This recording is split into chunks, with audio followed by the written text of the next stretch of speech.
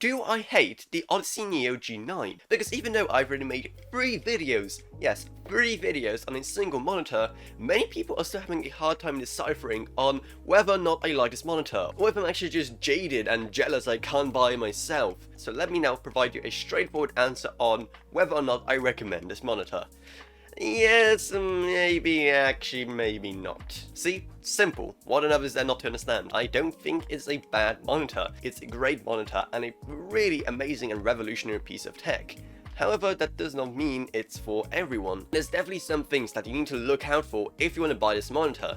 And that's the kind of main thing I've been trying to address in my previous videos. That's the fact that, yes, even though it's a great monitor, it's not a monitor for everyone. And I really didn't want people to buy it and then be disappointed when they see that the experience isn't as good. So what are the main things holding this monitor back? It's a giant 32:9 aspect ratio 1440p screen with a 240Hz refresh rate with HDR. I mean, what's there not to love about it? Well, there's several things. Probably the main thing making this a big no-no for a lot of people is the price, which is rather steep. With it costing $2,500, I mean, a modern, good gaming PC costs less than that, so be prepared to spend more on a display than you probably did on your entire PC. And that brings me to my second point: you need a really good PC to drive it. Naturally, the best type of graphics card for this monitor would be a high-end current generation card, because that will provide you with enough performance, and will also provide you with HDMI 2.1, so you aren't stuck running this display with Displayport 1.4 using display stream compression to reach that 240Hz mark. However, as you've probably seen, I mean, it's kind of difficult to get a current generation graphics card. So many people could find themselves stuck with a 1 generation, 2 generation, maybe 3 generation of graphics card and trying to run this thing.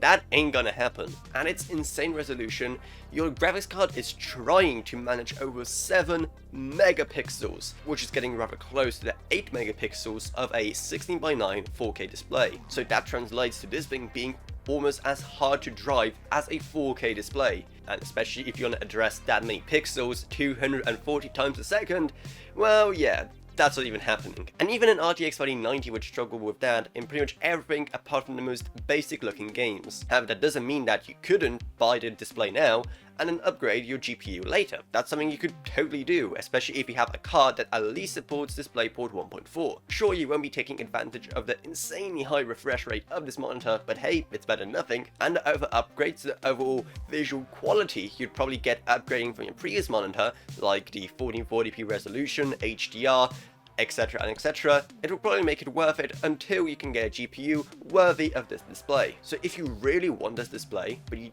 just don't have a graphics card to drive it now, but you are hoping to upgrade in the future, I mean, then yeah, totally, go for it. As long as you have a graphics card that isn't only really intended for 1080p gaming, as long as it's something that could at least manage 60 FPS in most games, and it's insanely high resolution at fairly decent quality settings in your games, then I'd say go for it. But if your current card is mainly only intended for 1080p and it will struggle at this kind of resolution, then I definitely say don't buy this monitor yet until you get a better graphics card, which given the current circumstances, I mean, who knows when that could be. So no, I don't hate the Neo G9, no, I'm not jealous I can't get it, okay, maybe a bit, it really looks like a cool display. But it is still a very great display, but one where you definitely have to put some thought into it before you press that ever so lucrative buy button. If none of those things I just said apply to you, and this monitor has everything you'd want, totally, go for it. There's definitely no other alternative to it in this ultra-wide screen 4040p